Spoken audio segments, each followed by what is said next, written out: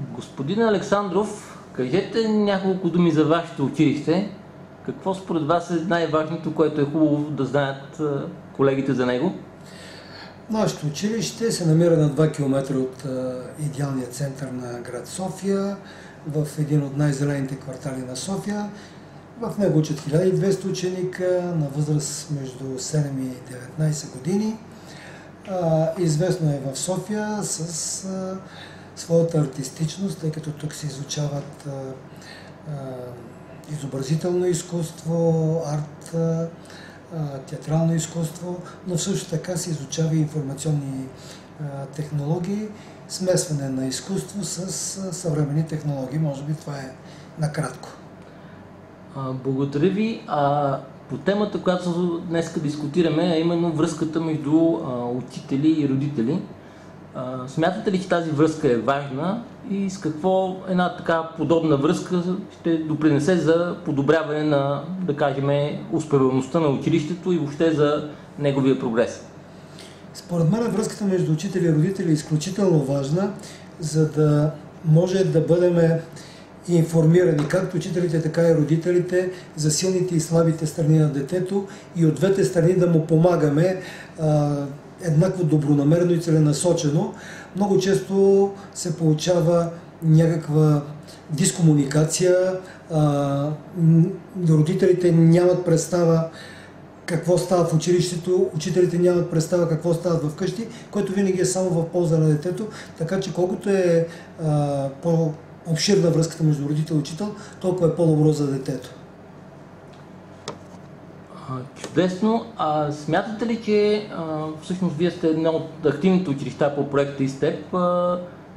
Бихте ли казали малко повече за това какви мерки предприехте във връзка с участието си в този проект и какво точно инициирахте като инициативи и като план за действие през последната една година след участието си в проекта?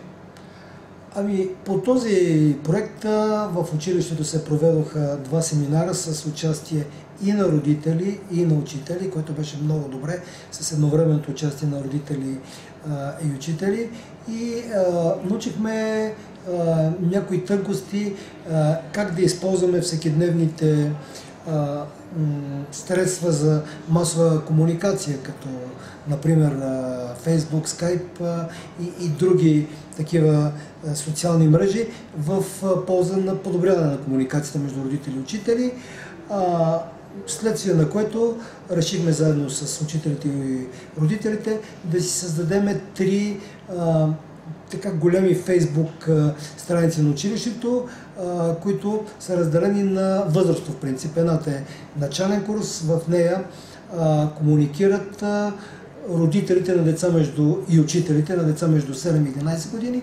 Другата е за среден курс, там комуникират родителите и учителите на деца между 11 и 15 години. И третото е с гимназиален курс между 15 и 19 години.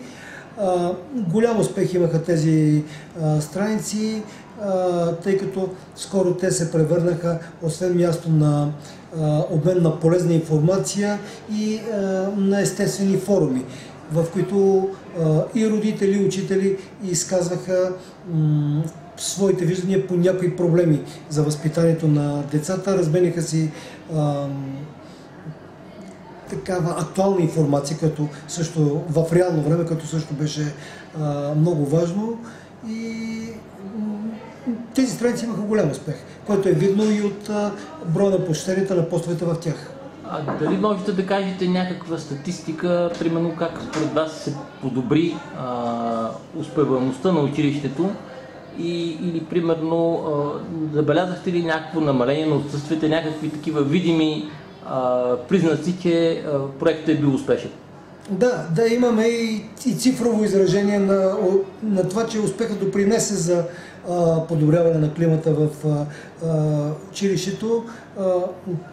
Специално измерихме в началото на годината, т.е. в края на предходната година и в края на последната година, броя на отсъствията е с около 6-7% по-малък, за което безсъмнено е допринесъл и тази комуникация активна между родители и учители, тъй като се разбра причините за някои отсъствия. Те биха могли да бъдат причините това, че някой час се скучи, или това, че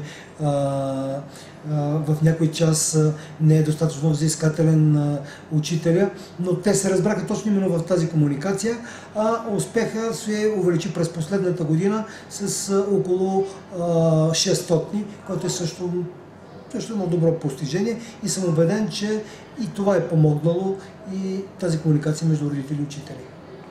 Много ви благодаря за участието и желая успех на училището и надяваме се да спечелите още много бъдещи проекти. Благодаря ви. Благодаря.